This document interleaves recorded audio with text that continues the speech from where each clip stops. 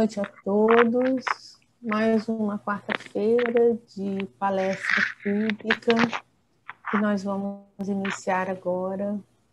E eu vou pedir a Tuane para que ela faça a leitura da página inicial. Um momentinho, Tuane. Gostaria de pedir que todos desabilitem os seus microfones, por favor. E a partir de agora a Miriam também vai habilitar a sala de espera, só entrando na sala aqueles em que ela admitir individualmente. Tuane, pode começar.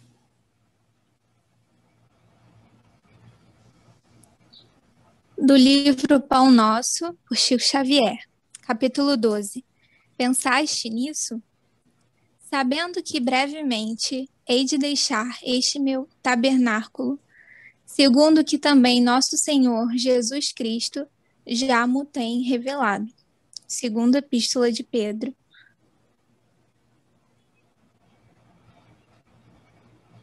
Se muitas vezes grandes vozes do cristianismo se referiram a supostos crimes da carne, é necessário mencionar as fraquezas do eu, as inferioridades do próprio espírito, sem concentrar falsas acusações ao corpo, como se este representasse o papel de verdugo implacável, separado da alma, que lhe seria então prisioneira e vítima.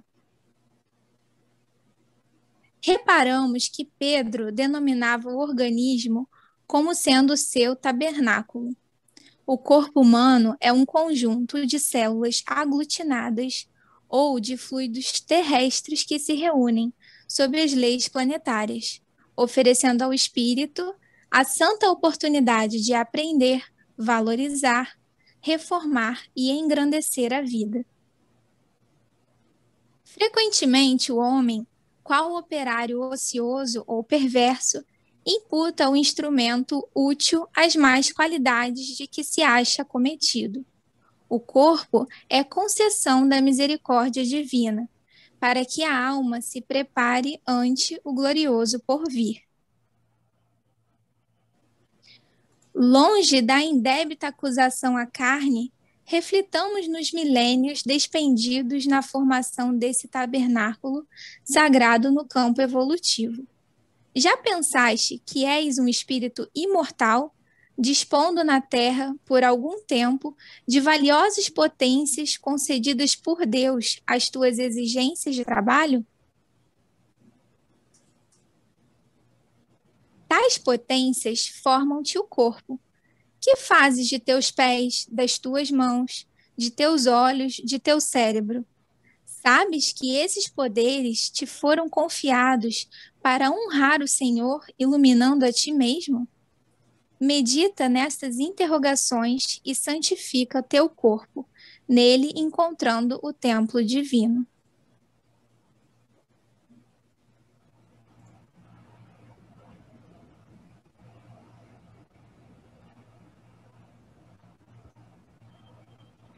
Então, vamos elevar nossos pensamentos a Deus, a Jesus, nosso mestre, guia e modelo, e vamos agradecer por mais uma oportunidade de aprendizado. Ajude-nos, Pai, a entender tudo o que nos for colocado hoje. Que todos os ensinamentos possam nos ajudar no nosso crescimento espiritual. Envolva-nos todos no seu amor, na sua paz, que saiamos sempre mais fortalecidos na nossa fé após cada aprendizado. Por graças a Deus. Obrigada, Miriam. Obrigada, Tuane, pela leitura. Então, agora, nós vamos passar a palavra para o Dr. Genilson. O Dr. Genilson já é um amigo nosso aqui do Grupo Espírita Meimei, esteve conosco no ano passado, na comemoração dos 30 anos do meu e-mail. Ele é um trabalhador do Centro Espírita Seara de Amor e de Luz, lá em Botafogo, palestrante espírita, expositor, participa de grupo mediúnico, enfim, é um trabalhador da causa espírita, não é? E o Dr. Genilson faz um trabalho sobre medicina e espiritualidade na Universidade Federal Fluminense, um trabalho de grande importância para a humanidade. Dr. Genilson, a palavra é sua. Márcia, obrigado pelas palavras gentis e um pouco exageradas, né? Na realidade, você floreou muito mais do que na realidade eu sou. Eu sou apenas um mero trabalhador, um pequeno soldado da linha de frente, sendo comandado pelos grandes generais, que são os amigos espirituais que comandam os destinos, né? Os nossos destinos, e se tem apenas algum mérito, alguma coisa, é um reles trabalhador fiel, né? Então, é isso que eu me considero. Como você falou, eu sou, apesar de estar apartado por causa da pandemia, das atividades presenciais, eu sou oriundo do Centro Espírita Seara de Amor e Luz, em Botafogo, cujo mentor espiritual era o Emmanuel, né? O Emmanuel, como eu já falei anteriormente para vocês, é um espírito que tem fundado no plano espiritual, em alguma colônia espiritual que eu não sei qual é, a chamada Casa de Emmanuel, e ele conseguiu pensar, resgatar, provavelmente com grande sacrifício, com grande dificuldade, um grande número de espíritos falidos que já lidaram com a espiritualidade antes, que já lidaram no cristianismo antes, e que ao longo dos séculos tiveram contato com os conhecimentos do Evangelho do nosso Senhor Jesus Cristo e malbarataram esses conhecimentos, não aplicando. E esses espíritos tiveram uma oportunidade agora, nesse alvorecer desse terceiro milênio, no final do século passado, de reencarnarem aqui no Brasil, em vários estados da Federação, e foram resgatados, foram pensados e convidados por um destino a se encontrarem no Rio de Janeiro, a frequentar a Seara de Amor e Luz. Ele era um mentor espiritual, e em 2000 ele parou de dar as mensagens e nós entendemos que ele havia encarnado conforme já havia relatado em diversas ocasiões. Provavelmente, o Emmanuel, o senador Públio Lentos, na Roma Antiga, já deve ter tido amigos também, digamos, de lides, e um dos espíritos que se apresentam como o nome de Aulus, que já era amigo do Emmanuel já há bastante tempo, que de vez em quando vinha dar uma mensagem para o grupo inteiro, ou seja, mensagem de um cunho científico muito elevado, acabou substituindo ele agora, e ele é o mentor espiritual. Então, as mensagens são dadas pelo Aulus, todas as diretrizes do nosso centro, a Aulus é que está agora se responsabilizando por isso, mas por causa da pandemia, nós temos todas as atividades do ponto de vista online, né? Tudo à distância, os grupos estão se reunindo, os grupos de estudos, etc., estão usando, digamos assim, a ferramenta das videoconferências. Certa vez, num grupo de estudo que nós estávamos participando, e ele geralmente no final do ano, o Emmanuel fazia isso, através da médium, que era presidente da casa, Terezinha de Castro, ele se manifestava e dava as notícias, dava as mensagens, diretrizes para que no ano seguinte nós pudéssemos seguir em frente, adaptando as nossas necessidades. E em um determinado momento, no grupo, eu era neófito ainda, tinha pouco tempo lá no nosso centro, ele veio e disse, o Emmanuel, a médium disse, o Emmanuel está aqui conosco, e disse que ficará no grupo de estudo com vocês durante meia hora. Vocês podem perguntar o que vocês quiserem, na medida da possibilidade. E eu fiquei com os olhos entreabertos. É como se dissesse assim, olha, vocês estão no tesouro de Alibabá, ou seja, abre-te Sésamo. E a gente olha aquele tesouro imenso e dizer o que eu posso pegar em pouco tempo, porque, claro, tem a disciplina também de permitir que os companheiros se manifestem também, a gente não vai monopolizar apenas, digamos, a médium. E aí eu fiquei meio assim, e aí, como recentemente tinha tido uma dúvida em relação ao espírito de verdade, nada mais do que um espírito de escola, de uma elevação espiritual como ele, que poderia nos elucidar o que seria, ou seja, o espírito de verdade. Pelas mensagens deixadas no Evangelho segundo o Espiritismo, o espírito de verdade, a mensagem que se dá é como se o próprio Cristo estivesse falando, né? Dando aquelas mensagens através dos médiuns na época do Kardec. Então, tem uma similaridade muito grande com o próprio Cristo falando sobre isso. E eu perguntei por que existia uma dúvida em relação a exatamente quem era o Espírito de Verdade, ou o que era o Espírito de Verdade. E aí eu perguntei para ele, né, em que se tratava, o que era o Espírito de Verdade. Né? Da mesma maneira como Kardec perguntou, não quem é Deus, mas o que é Deus, foi perguntado o que é o Espírito de Verdade. E ele respondeu, né, e aí eu uso isso como, digamos assim, uma fonte altamente qualificada para responder essa questão, que mesmo no meio espírita, mesmo no movimento espírita, existe uma dúvida muito grande em relação a isso. E ele disse, o Espírito de Verdade era uma pleiade de espíritos superiores, convocados pelo próprio Cristo, que veio à face da terra trazer uma nova ordem, trazer o Consolador prometido por João Evangelista, pelo próprio Cristo, contido no Evangelho de João. Era um número grande de espíritos, mas sempre de hierarquia muito elevada, que tão sintonizados, tão proximamente com Cristo, poderiam falar no seu próprio nome.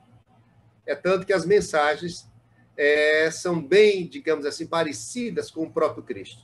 Então, o Consolador prometido, o Espírito de Verdade, nos municiou, inspirando o próprio Kardec,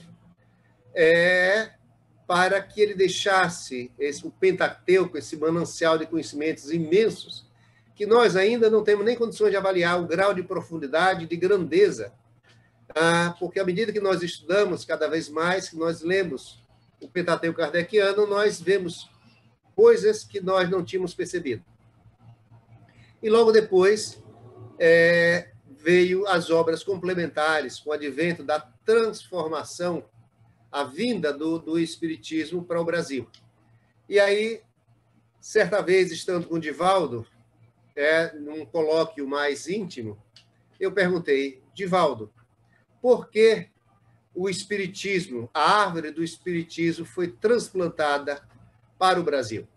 Saiu da França, já que tinha sido preparada adequadamente, ou seja, no século XIX, no século das luzes, com, digamos assim, Napoleão trazendo toda aquela conquista, aquela grandeza e deixando a França, digamos assim, um período de grandeza muito grande. E ele disse, por 3 motivos. Primeiro, que a Guerra Franco-Prussiana. A Guerra Franco-Prussiana de 1870, em que a França perdeu, digamos assim, a Alsácia, a Lorena, houve um processo político muito grande, e isso auxiliou ao enfraquecimento do espiritismo na França. Em segundo lugar, pelo grau de materialismo por parte do povo francês. E, em terceiro lugar, deduzo, ele falou uma outra coisa que eu não me lembro mais, mas que eu deduzo, mas porque o Brasil, a pátria do coração do mundo, a pátria do Evangelho, já estava sendo talhada, e havia digamos assim, a própria mensagem do Cristo preparando um terreno em que ele pudesse vir e fomentar e, digamos, se desenvolver cada vez mais. É tanto que, no dizer do Chico, grande parte dos espíritas que acompanharam Kardec naquela época estão encarnados no Brasil. Em torno de 20 milhões de franceses, desses 200 milhões de brasileiros que existe em torno de 20 milhões de franceses encarnados no Brasil, dos quais em torno de 4 milhões são espíritas. Tem muitos espíritas, ex-franceses, ex-calvinistas, que acompanharam o próprio Kardec, estão encarnados entre nós. Então, diante desse contexto, uma breve apresentação, que é até um pouco mais prolongada, nós encontramos nas obras da literatura, digamos, complementar, uma série de informações que vieram dar um alento, principalmente pelo Emmanuel e pelo André Luiz, principalmente o André Luiz, do ponto de vista científico, um novo, digamos assim, uma nova visão que o Kardec, na época, por lhe faltar ainda, digamos, desenvolvimento da ciência e por faltar ainda uma mentalidade desenvolvida por parte da humanidade que pudesse entender esses conhecimentos muito mais profundos do que nós estamos aurindo nesse momento. Para vocês terem uma ideia, quando ele falava do mundo, o mundo dos espíritos, o que seria as cidades espirituais, ele dizia, são verdadeiros bivaques, verdadeiros acampamentos, mas nós não tínhamos a mínima ideia do que seja o plano espiritual. Foi com o André Luiz que, trazendo à tona o nosso lar para todos nós, deu um nó na cabeça dos espíritos, mostrando o grau de desenvolvimento e de coisas que até então, naquela época, pouco depois da Segunda Guerra Mundial, 1945, trouxe para todos nós.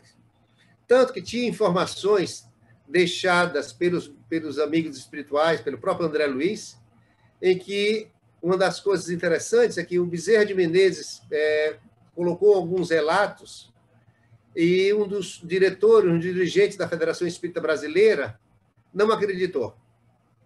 Achou aquilo, digamos assim, que não conseguia entender, a sua mente não conseguia perceber.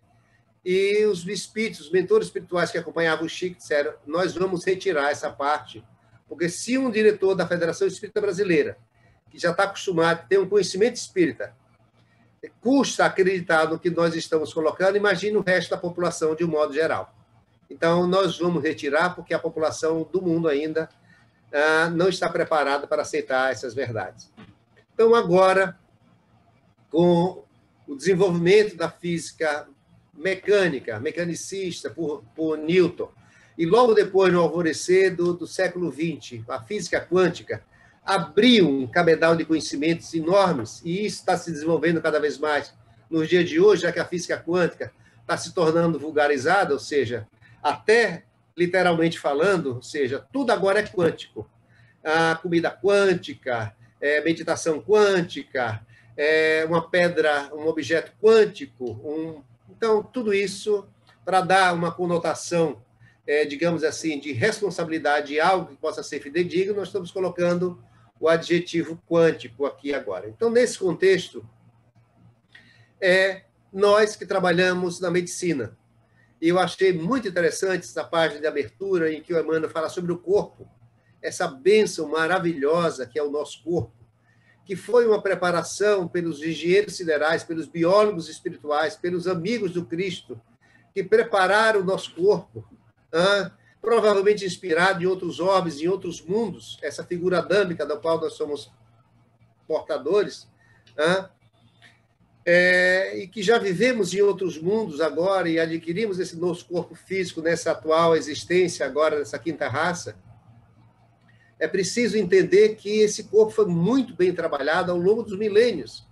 E é uma bênção muitas pessoas desperdiçarem esse instrumento maravilhoso que o nosso espírito tem para podermos trabalhar e servir no nosso progresso espiritual.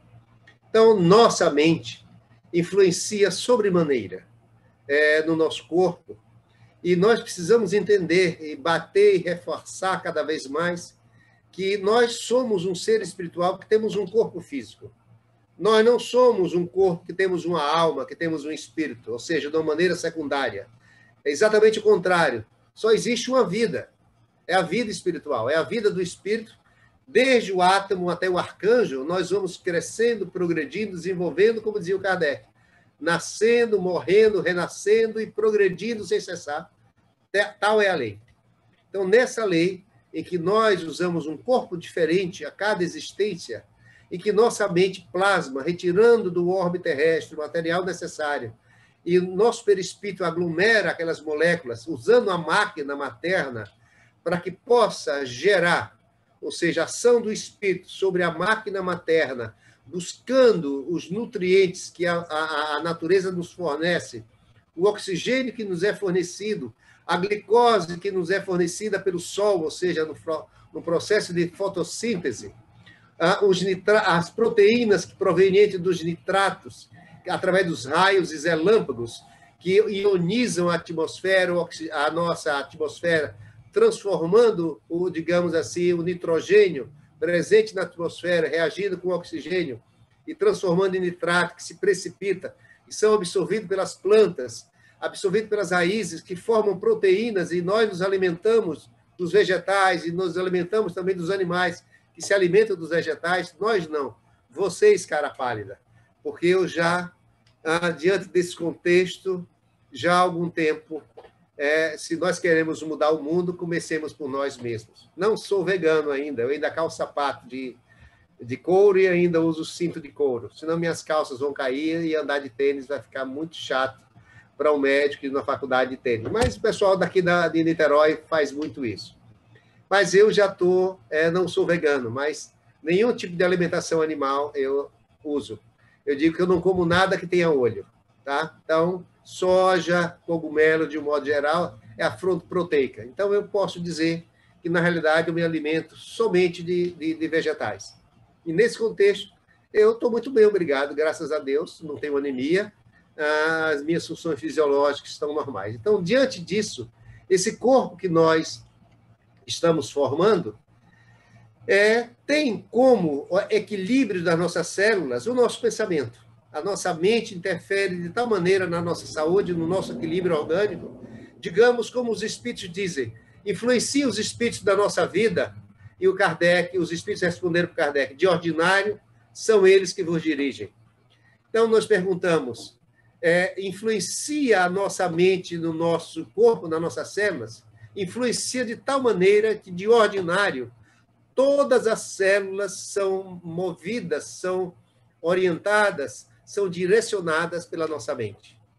Então, nesse contexto, é o que eu gostaria de dividir com vocês agora, nessa breve e longa introdução, ao mesmo tempo, fazendo com que esse terço da nossa apresentação pudesse ser feito através dessa introdução. Então, eu vou compartilhar com vocês, inspirado basicamente na obra do André Luiz, quando ele fala sobre ação do pensamento na saúde e na doença.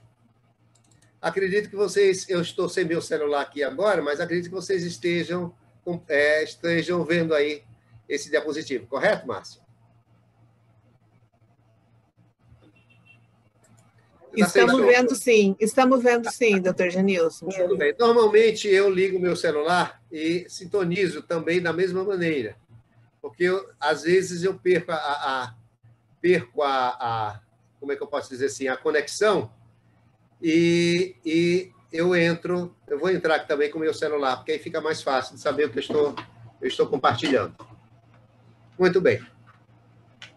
Preciso que vocês me deixem entrar aí alguém. Alguém autoriza a entrada. Já autorizei. Já está autorizado aí. Tudo bem, então. Então, ação do pensamento na saúde e na doença. Está muito bom, porque eu vejo aqui o meu celular é meu contra-regra. Muito bem. Então, existe na escritura hindu um pensamento, uma expressão que diz: o homem se converte naquilo que ele pensa. Tá? Dize-me o que pensa, te direis quem és. Né? Já um sábio dizia a mesma coisa. Então, nós vamos falar um pouco sobre a matéria mental, sobre formas de pensamento, sobre a ação do pensamento. Então, no André Luiz, diz que a matéria mental é a criação da energia que se exterioriza do espírito e se difunde por um fluxo de partículas e ondas, como qualquer outra forma de propagação de energia no universo. Tudo no universo existe onda. Tudo é formado por átomos. Existe uma matéria escura, que é constituída por 5% 4 a 5% do universo, e, a matéria visível corresponde a apenas 4 a 5%.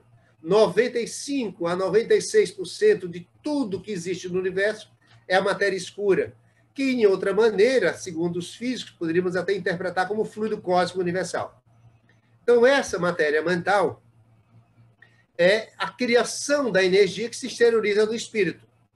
E, da mesma maneira que nós temos as leis da física material, ou seja, o eletromagnetismo, o magnetismo, a força forte, a força fraca, existe também, nós temos também ondas, digamos assim, leis que regem o mundo do espírito. As leis que regem o mundo espiritual. A lei de causa e efeito serve tanto o mundo material como o mundo físico, mas existem várias outras leis, lei do progresso, a lei do trabalho, etc., etc., que nós não vamos falar sobre isso aqui. Então, nesse contexto, elaborando pensamentos, cada um de nós cria em torno de nós um campo de vibrações impulsionados pela vontade, e aí está em negrito, que estabelece uma onda mental própria, capaz de nos caracterizar individualmente. Então, nós nos identificamos, aqui, pelo menos no Brasil, no mundo ocidental, pelo nosso rosto. É o que caracteriza a identificação de uns pelos outros, é o nosso corpo, a fonte maior de identificação. É tanto que as pessoas estão tendo dificuldade agora, por causa da pandemia, utilizando máscara. E essas máscaras nos permitem deixar apenas os olhos de fora e a identificação das pessoas ficam comprometidas. Então, da mesma maneira como nós, no plano físico, nós nos identificamos pelo rosto, pela forma física de um modo geral, mas principalmente pelo rosto, a vontade estabelece uma onda mental própria capaz de nos caracterizar individualmente. Então, nós temos um campo mental em torno de nós, a nossa psicosfera, que nos cria em nossa identidade. O que nós pensamos, nós exteriorizamos para o mundo. Como nossos sentidos são limitados, nós não conseguimos perceber o que os outros estão pensando, o que os outros estão sentindo, o que os outros estão vibrando. Porque os nossos sentidos, 5 sentidos, são limitados. Nós vemos apenas aquilo que são estimulados pelo tato, pela audição, pela visão, pelo olfato, etc., etc., pelo gosto. Então, nesse contexto, a matéria mental, essas leis da energia e partícula do mundo físico são exatamente as mesmas leis. As ondas e partículas da matéria mental, em grau de excitações variados, se expressam em frequência e cores particulares, dependendo da intensidade e da qualidade do pensamento emitido, ou seja, da vibração mental emitida. Nós, quando estamos no plano espiritual, nós não podemos fingir. E, simplesmente, nós somos aquilo que nós queremos. Conta-se uma história de um indivíduo que era viciado, era tabagista inveterado, e ele chegou no plano espiritual e dizia, ai, que vontade de fumar, que vontade de fumar, e todo mundo percebia que ele estava no plano espiritual louco de vontade de fumar. E aí, isso aí ele percebeu que realmente aquilo que ele pensava se exteriorizava.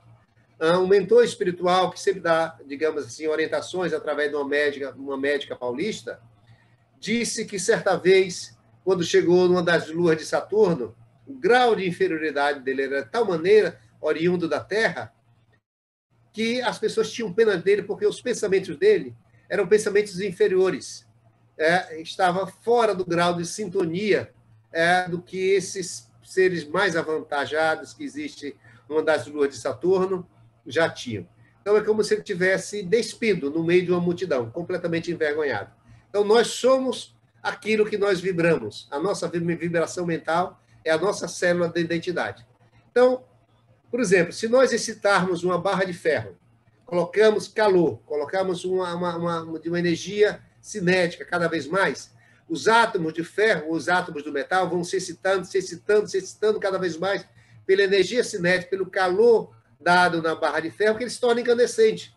Ele começa a emitir luz. Começa a sair da barra de ferro fótons.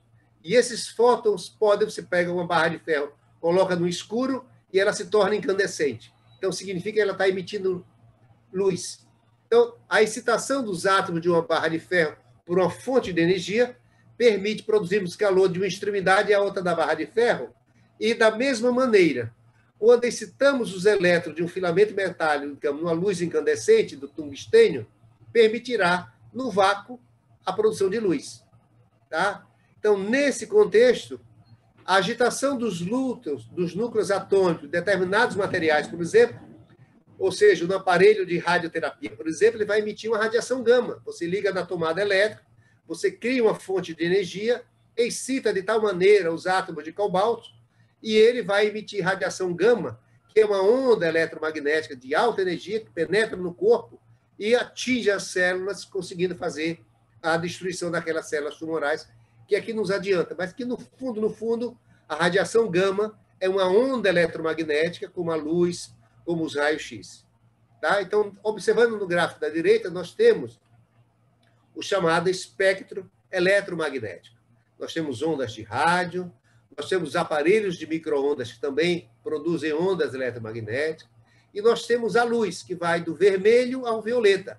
E os nossos olhos, a nossa retina, está apenas preparada, sintonizada para receber a radiação luminosa e percebemos apenas do violeta ao vermelho.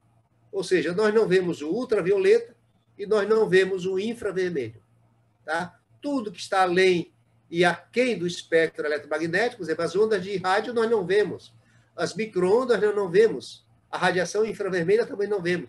Por outro lado, também não vemos o raio-x, não vemos a radiação gama, tá? Não vemos os raios cósmicos, não vemos as ondas de televisão e não vemos os pensamentos, tá? Que são também ondas eletromagnéticas. Então, tanto quanto na matéria física, o pensamento em graus variados de excitação também produzem ondas de comprimento e frequência correspondentes ao teor do impulso criador da vontade ou do objetivo desejado. Então, dependendo da vontade, o nosso pensamento, muitas vezes, numa prece muito sentida, nós varamos a distância, chegamos à espiritualidade superior, sem passar pelas colônias espirituais, pelos planos secundários. Então, nesse contexto, conta-nos uma história do livro Dramas da Obsessão, em que uma jovem estava dando à luz a uma criança, trabalho de parto muito difícil, e o marido desesperado, não sabia o que fazer.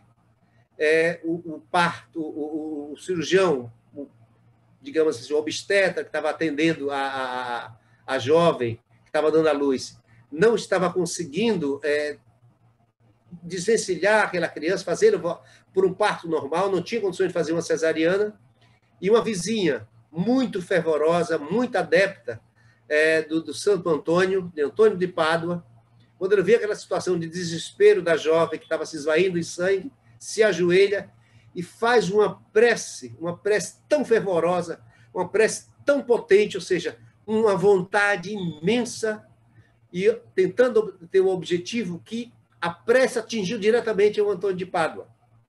E ele percebeu aquele influxo de energia, aquela súplica, aquele pedido, entendeu a situação e disse, dos páramos mais elevados, chegou para o Bezerra e pensamento diz, Bezerra, fostes médico na última existência. Você pode atender essa súplica, esse socorro, que é de tal maneira que você poderá ajudá-lo? E o Bezerra traduz para nós no livro Dramas da Obsessão, psicografado pelo Divaldo. Então, foi uma prece de tal maneira potente, uma vontade imensa, que ele atingiu os seus objetivos. Moral da história, Bezerra veio, só para finalizar, induz magneticamente, intui o médico que era melhor salvar a mãe do que salvar a criança, até por processos kármicos, e o livro mostra exatamente isso. A criança, por uma lei de causa e efeito, tinha que também ser esmagada, e o médico pegou o fósforo, esmagou o crânio da criança, tirou ela aos pedaços e conseguiu salvar a mãe. Mas, em compensação, o sangramento brutal fez uma isquemia da medula espinhal dessa senhora e ela acabou se tornando paraplégica, ficando o resto da sua vida paraplégica numa cama. Também numa lei de causa e efeito, mostra os destinos e ela pauta a sua vida de tal maneira, através da paraplegia, cresce de tal maneira que chega no plano espiritual redimida dos seus erros passados, por isso que ela teve essa doença, por uma lei de causa e efeito. Então, continuando aqui. Como a matéria expressa da energia em diferentes condições de vibração e velocidade, a energia mental também se manifesta conforme as variações da corrente ondulatória, e aí o Emmanuel e o André Luiz falam de corpúsculo da matéria mental. Então, também nós temos átomos, nós temos os átomos constituídos de elétrons, prótons e nêutrons, como nós conhecemos. Também a matéria mental, tá? A expressão da energia em diferentes condições de vibrações, nós temos corpúsculos também de matéria mental. Da mesma maneira que o elétron se comporta como uma onda e se comporta como matéria, ou seja, como dependendo das circunstâncias, nós temos também, nas nossas vibrações, podemos ter uma matéria mental, se comportar sob forma de matéria ou sob forma de onda. E aí o Emmanuel comenta que aqui também se identificam as mesmas leis que regulam a mecânica quântica na transmissão de energia entre as partículas subatômicas. Está no livro, todo esse texto eu tirei do livro Mecanismo da Mediunidade, do André Luiz. Então, o André Luiz diz também o seguinte: quando vibram os átomos da matéria mental, correspondendo à formação de calor, conforme nós falamos anteriormente na matéria física, geram-se ondas de comprimento longo que se estabelecem com o propósito de manutenção de nossa individualidade ou de simples noção do eu. Essas ondas longas prestes também para sustentar a integração da nossa unidade corporal, mantendo interligado o universo de células que compõem o nosso corpo físico. Então, nós temos ondas curtas e nós produzimos também ondas longas. Aquelas ondas curtas, inconscientes, na manutenção contínua do nosso corpo físico. Muitas vezes nós não percebemos isso. Por exemplo, quando nós estamos dormindo, nós não dizemos para o nosso diafragma: expira, contrai ou relaxa. Nós não dizemos para o nosso coração: bata, se contrai e se relaxa para poder fazer a pulsação do nosso organismo. Nós dizemos para o nosso estômago, o nosso intestino, os movimentos peristálticos, eles obedecem de uma maneira mecânica, sem que exista a ação da nossa vontade. É tanto que no sistema nervoso central existe um nervo chamado nervo, digamos assim, um dos pares de um nervo craniano, o nervo vago, que ele desce lá de cima do próprio tronco encefálico e ele vai inervar todas as vísceras do nosso corpo, mantendo esse automatismo sem que conscientemente nós tenhamos noção ou possamos interferir, digamos assim, na nossa fisiologia orgânica, tá bem? Então, nós temos essas ondas mentais que servem daquela prece imensa que aquela mulher fez, ou de uma prece, numa onda mental tranquila, numa onda alfa que nós temos muitas vezes, ou essas ondas comuns que nós temos observados no eletroencefalograma. Então, o pensamento ele é composto basicamente por 3 forças fundamentais. Ele que desempenha funções superiores da mente humana. Nós temos no pensamento corpúsculo mental, está associado ao sentimento, está associado à vontade. Então, nosso pensamento, se nós pudéssemos dissecar, tem essas 3 naturezas. Então, nesse contexto, nós já observamos que no livro A Biologia da Crença, do Bruce Lipton, ele mostra que, provando, digamos, de uma maneira científica, que quando nós pensamos, nós interferimos na mente, no nosso corpo. De que maneira? Nós temos todas as células do nosso corpo são compostas por uma membrana plasmática, uma dupla membrana lipoproteica, um citoplasma e um núcleo. Então, que mantém a integridade e a identidade, a identificação, a característica de cada célula é a membrana plasmática. Tá? O neurônio tem uma membrana e tem uma forma diferenciada, muito comprida. Nós temos um espermatozoide que tem um núcleo, mas tem uma forma, tem prolongamentos que dão formas diferentes. Uma célula hepática, uma célula sanguínea, uma hemácia, já perdeu o núcleo e se transformou a forma de um pneu, aquela boia que a gente usa na praia. Então, cada célula tem uma característica, tem forma diferente. Mas, de uma maneira ou de outra, ela tem o quê? Uma membrana plasmática, temos um citoplasma e um núcleo. Nós achávamos que era o núcleo da célula, que dava todas as características, que dava toda digamos assim, o destino da célula seria o nosso DNA, seria o núcleo da célula. E o Bruce Lipton mostrou que, na realidade, o núcleo da célula, o DNA das nossas células é apenas as nossas gônadas, são eles responsáveis pela produção de proteínas, e pela reprodução das próprias células. O cérebro, a inteligência das células está nas membranas plasmáticas, nas proteínas de superfície. Então, todos os estímulos químico, físico, biológico, que tentam estimular a célula, vêm através das proteínas de superfície. Por exemplo, o coronavírus, para penetrar nas células do pulmão, nas células do nosso corpo, por exemplo, eles atingem as proteínas de superfície, se juntam nas proteínas de superfície e eles acabam se fundindo com as proteínas, com a membrana plasmática das nossas células, transmitindo seu material genético e confundindo, fazendo com que todo o nosso DNA comece a produzir novas formas virais que se multiplicarão em milhões e milhões e milhões de células, ao cabo de alguns minutos, serão expelidas pelas nossas células, contaminando outras e outras cada vez mais.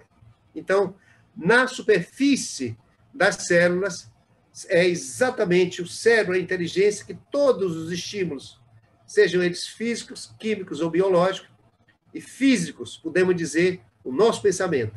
O nosso pensamento vai influenciar na superfície das nossas células, consequentemente mudando a natureza delas. E Bruce Lipton disse que, mudando o meio ambiente celular, através de substâncias as mais diferentes, quando nós temos uma célula totipotencial, ou seja, pluripotencial, uma célula tronco, por exemplo, ele trabalhava com células tronco, nós podemos ter diferenciações diferentes. Modificando o meio ambiente de uma célula totipotencial, ele vai se transformar no neurônio, no músculo ou nas células do sangue. Então, ele diz que os sinais que vêm de fora, ou seja, sinais de estímulos físicos, seja o nosso pensamento, vai estimular as proteínas das nossas células, vai estimular o nosso comportamento. Ou seja, antigamente nós achávamos que a teoria da comunicação celular era dada através de um movimento que nós chamamos de movimento browniano. Por acaso, as moléculas se chocavam umas com as outras, preenchiam determinada lacuna e faziam estímulo. Hoje, com a física quântica, sabemos que isso é impossível. Quando nós, por exemplo, no nosso instinto, nas reações instintivas nossas, quando nós colocamos a mão na chapa quente, tiramos imediatamente, neurologicamente é impossível liberarmos substâncias químicas que percorram a corrente sanguínea ou liberar o impulso nervoso para fazer com que nós tiremos o braço. Isso é feito de maneira quântica. É feito através de ondas eletromagnéticas. O estímulo nocivo que queima a minha mão, de uma maneira ou de outra, desencadeia um estímulo quântico para que meu cérebro e minha mão possa imediatamente tirar. Quando nós tomamos um susto para tentarmos nos livrar de um acidente, isso é uma defesa do nosso sistema límbico, isso é quântico. Existem ondas eletromagnéticas produzidas, faz com que as nossas células captem ao mesmo tempo um conjunto, digamos assim, um campo em torno de nós, e faz com que todos nós nos sintonizemos com essa onda eletromagnética e, consequentemente, nós nos modificamos a nossa posição. Então, Bruce Lipton disse que a percepção controla o comportamento, a percepção controla os nossos genes, reescreve os genes, e a percepção são as nossas crenças. E ele diz o seguinte, que nós temos a capacidade de mudar tudo no nosso corpo. Tá? Então, o meio ambiente vai estimular a nossa mente, que, por sua vez, estimula a nossa célula. Daí ele criou uma nova especialidade da biologia chamada epigenética. Ou seja, existe o determinismo biológico, nós achávamos que tudo era os genes. Minha mãe tem um câncer de mama e eu vou ter um câncer de mama também, porque eu capturei o gene dela, eu recebi o gene dela. Meu pai era alcoólatra e eu recebi o gene do alcoolismo do meu pai, então eu vou estar fadado a ser alcoólatra. Minha mãe era depressiva, eu também adquiri as características hereditárias da minha mãe e do meu pai, e eu provavelmente vou ser depressivo. Não é bem assim. Então, ele mostra que nós conseguimos, através do meio ambiente, modificar também. Então, hoje em dia, nós achamos que seria a genética associada ao meio ambiente que faz com que o nosso destino possa ser modificado. Então, nós formamos futuro. O futuro é apenas uma possibilidade. Futuro não é algo, não existe um determinismo cristalizado. Tudo é mutável. O que nós fizermos hoje no presente, espiritualmente falando, nós vamos modificar o nosso futuro. O nosso futuro é algo, é uma possibilidade. Por isso que a transformação moral de cada um, trabalhar e servir no bem, faz com que nós nos modifiquemos o nosso futuro. Nós temos opções imensas pela frente, várias possibilidades. Se você trabalhar, se você amar, aprender a amar, se desenvolver cada vez mais, trabalhar no bem, servir no bem, seguir as orientações deixadas pelo Cristo no Evangelho, nós, com certeza, modificaremos o nosso futuro. O próprio Cristo, segundo diz a espiritualidade maior, ele era um indivíduo que seguia um caminho no mundo onde ele nasceu simples e ignorante, que não derroga as leis do Criador, mas ele teve uma trajetória retilínea, e a nossa trajetória é cheia de meandros, cheia de curvas. Então, Cristo optou pela a maneira mais correta de progredir, e nós podemos seguir esse caminho. Os Espíritos têm nos mostrado, e o próprio Emmanuel dizia isso, nas mensagens que ele dava, assim, o irmão mais sofrido, eu não gostaria que vocês passassem pelo que eu passei. Por isso que eu ministro, eu oriento vocês da maneira que eu estou orientando. Para que nós fizéssemos, talhássemos, que nós criássemos, que nós plasmássemos o nosso futuro através do nosso presente.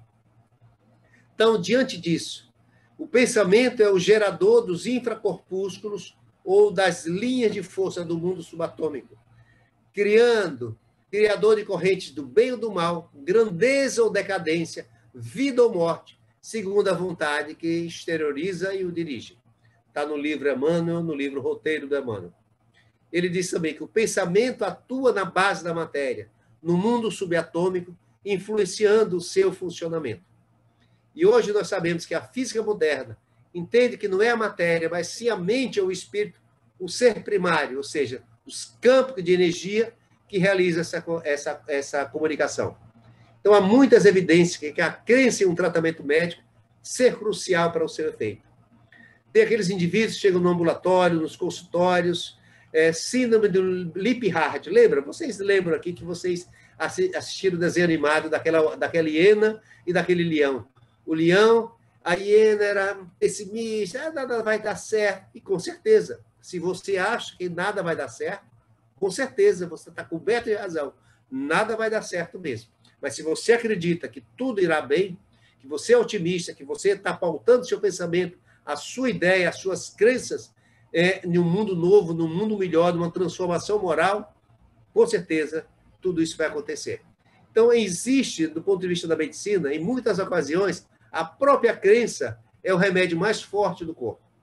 Se nós acreditamos que algo vai funcionar, independente do que seja, vai funcionar sim, porque nós trabalhamos e nós dirigimos as nossas mentes, as nossas células, que elas são responsivas por esse elo quântico de ligação, por esse campo magnético imenso que nós produzimos na nossa mente e que acaba direcionando cada uma dessas células por essa indução mental, por um campo magnético muito mais poderoso do que aqueles campos pequeninos que as células podem produzir. Então, nesse contexto, o pensamento é o gerador dos infracorpúsculos ou das linhas de força do mundo subatômico, criador de correntes do bem ou do mal, grandeza ou decadência, vida ou morte, segundo a vontade que o exterioriza e o dirige.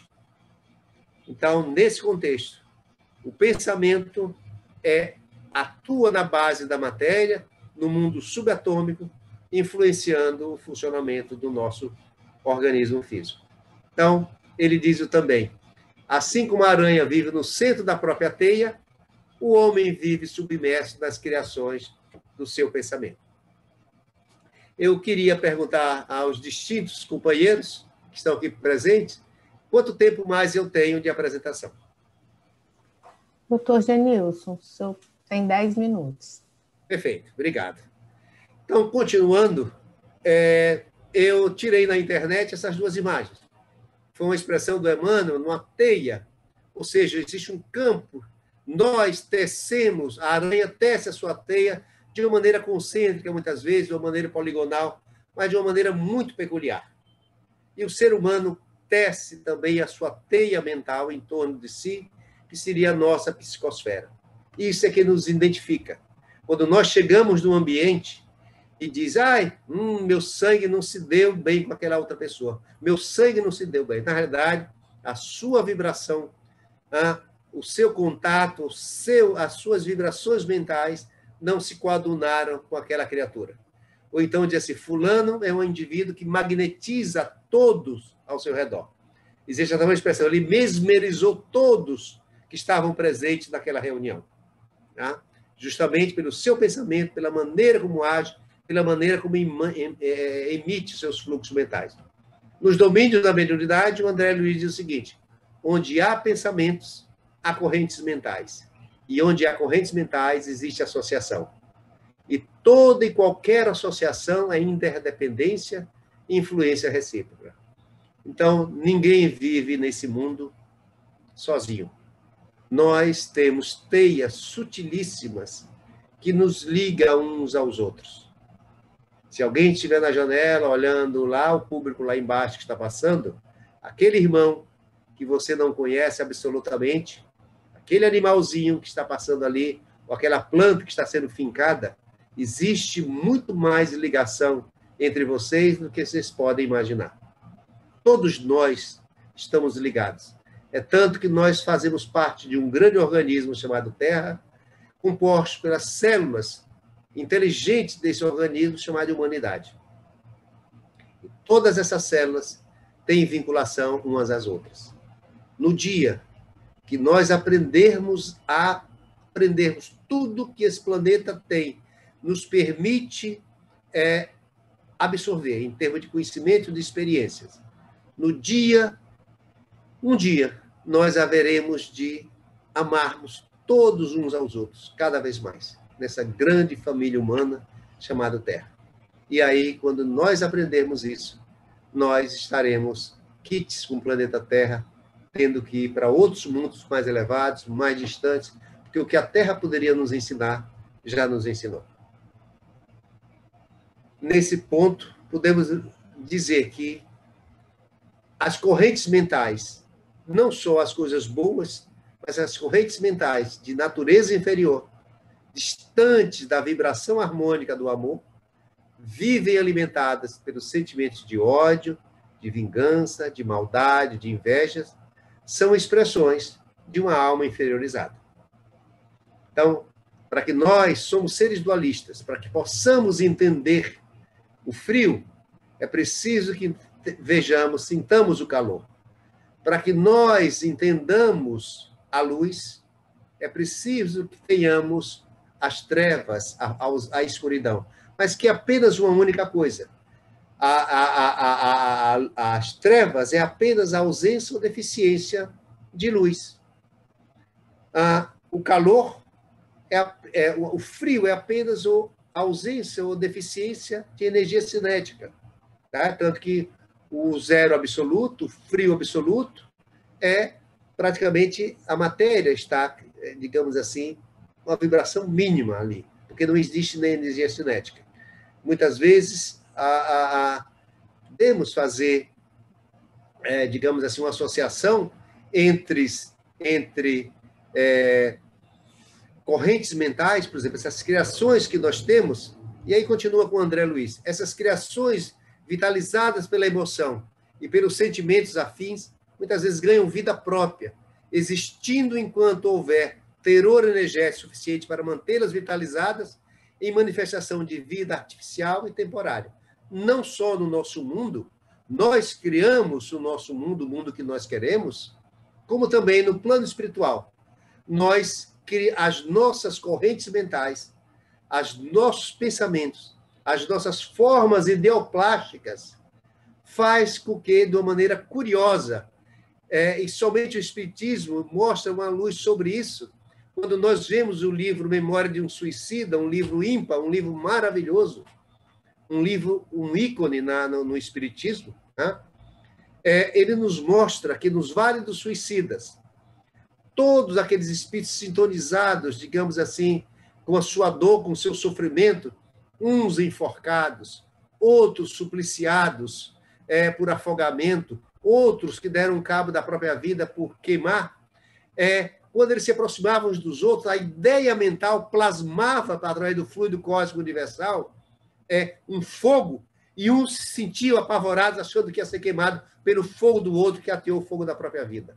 Uns se afogavam, criava um ambiente aquático de tal maneira que fazia com que os outros pudessem sentir também perturbados, que estavam sendo vítimas de afogamento.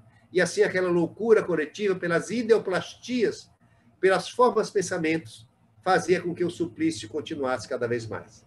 Então, nesse contexto, nós temos a chamada formas de pensamentos, que são formações psíquicas, e essas formações psíquicas ganham um aspecto de materialidade quando nós temos olhos de ver.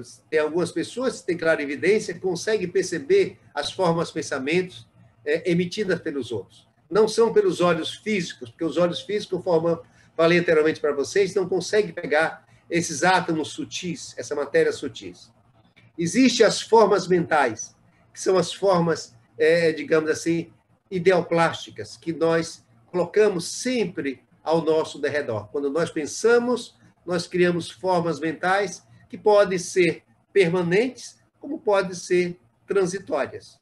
Tá? Nesse contexto, podemos falar que o processo obsessivo ele se utiliza dessa sintonia vibratória, induzindo naquela vítima, ou seja, aquele algoz do passado, que no presente são as vítimas, porque não existe coitados, existe apenas culpados.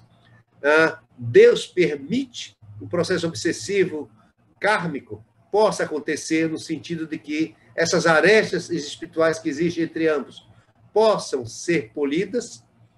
E muitas vezes nós encontramos o monoideísmo auto-hipnotizante, consequentemente,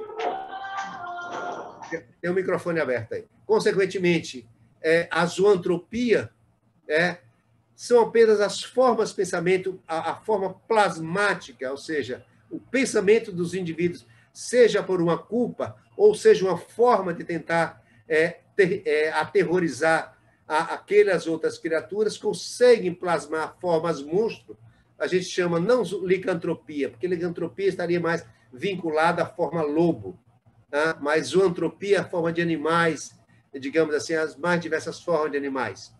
Sejam répteis, sejam, digamos, aves de rapina, sejam formas animalescas e gigantescas, ou formas como nós conhecemos nas regiões umbralinas, tanto nas obras da codificação como nas obras complementares, nós observamos sobre isso. E, principalmente, o monoideísmo sobre a culpa ou remorso, ou digamos assim, aquela mente plasmada naquela monoideia faz com que o perispírito, que seja altamente plasmado, possa se tornar atrofiado a ponto de retroceder a forma perispiritual, a forma de ovoides. Eu abriria um parênteses para mostrar que nós estamos vivenciando uma fase ímpar na história da humanidade. Nesse mundo de expiação de provas, lenta e gradualmente está se transformando no mundo de regeneração. E na primeira pergunta que eu fiz ao Emmanuel, naquela reunião do início para vocês, que eu perguntei sobre a pleiade de espíritos superiores, ou seja, o que era o espírito de verdade, me foi dada a chance de fazer uma segunda pergunta. E eu perguntei, o que caracteriza um mundo superior? Eu vi a natureza tão pródiga, tão bela, e antes dos seres habitantes, desses seres civilizados que nós estamos vivendo, a natureza fluía livremente. E eu achava que, pela natureza expressar uma grandiosidade muito grande, e o Emmanuel diz o seguinte, o que caracteriza um mundo superior é a superioridade moral dos seus habitantes. Tá bem? Então, quando nós nos transformarmos, cada um individualmente, e nós transformarmos os irmãos nas regiões umbralinas, que ainda teimam em obstar o progresso, nas regiões abissais, e tentam de todas as maneiras, há milênios trabalhando dessa maneira, burlando, tentando impedir o progresso da humanidade, e a própria, digamos assim, a própria orientação deixada pelo Cristo, que não aceita o Cristo, não acredita em Deus, por um acréscimo de misericórdia por esses espíritos. Como nós vamos evoluir, eles estão sendo retirados em grandes quantidades. Então, no livro foi lançado agora, no final de 2020, do Manuel Filomeno de Miranda, ditado pelo Manuel Filomeno de Miranda e psicografado pelo Divaldo, No Mundo de Regeneração, mostra exatamente isso. E foi muito interessante quando ele disse que os locais que estão sendo retirados geograficamente, grandes colônias, gigantescas colônias, as regiões umbralinas, onde aqueles espíritos ali vivem, como não teria maneira, digamos assim, da espiritualidade penetrar sem um dano, não só para eles, como também para a espiritualidade nesse contexto, e haveria, digamos assim, um esforço colossal, estão sendo retirados a própria cidadela, o próprio núcleo, gigantesco, e eles estão sendo retirados por engenheiros siderais, juntamente com todos aqueles espíritos, estão levando para, digamos assim, outros orbes, para que eles possam, sem que eles percebam, viver nesses outros mundos e fatalmente irão reencarnar nesses outros mundos, e fazendo com que o nosso mundo de regeneração possa se transformar. Então, nós, não só coisas negativas, para finalizar, existem funções mentais superiores que constituem um todo integrado, uma espécie de programação pelo meio do qual os indivíduos desenvolvem imagens mentais de si mesmos e do mundo que os rodeia. E nós podemos fazer isso através da autotransformação, tendo pensamentos altruísticos, promovendo de tal maneira essa reforma interior, através de formas de pensamentos mais elevadas, a saúde espiritual e, consequentemente, preparando, digamos assim, para que o mundo possa se tornar melhor, como já acontece em corpos de mundos superiores à da Terra. E gostaria de agradecer a vocês essa oportunidade de podermos estar aqui todos nós juntos, e vou interromper o compartilhamento, conforme já programamos. Então, são exatamente 22 minutos. Peço desculpa pelos 2 minutos que foram ultrapassados o tempo. Imagina, doutor Genilson, nós só temos a agradecer as informações, os esclarecimentos que o senhor nos trouxe, para que a gente possa pensar o que estamos fazendo com os nossos pensamentos, né? Quanto estamos interferindo no nosso corpo físico. Muito obrigada. Eu vou pedir ao doutor que faça a nossa prece final. Ok, então vamos todos nós elevar o nosso pensamento para que ligações mentais, já que todos nós estamos sintonizados, não existe barreira geográfica para isso, não existe barreira topográfica, unando os nossos pensamentos em uma só voz, em um só sentimento, e agradecemos a Deus, o nosso Pai maior, ao nosso Senhor Jesus Cristo, por essa oportunidade que Ele nos permitiu de estarmos todos nós aqui, porque quando 2 ou mais se reúnem em nome do Cristo, Ele está presente através dos seus mentores espirituais. Que Jesus Cristo nos abençoe, nos ampare, nos ilumine, permitindo que essa onda mental permita que esses nossos sentimentos, exteriorizados através dos nossos pensamentos, possam ser carreados pelos amigos espirituais aqui presentes, armazenados num reservatório especial e levados, e conduzidos e ministrados onde existe dor, onde existe sofrimento, onde existe grandes dificuldades, grandes desafios. Que Deus nos ampare, que Deus nos ilumine a todos e nos despeça em paz. Graças a Deus.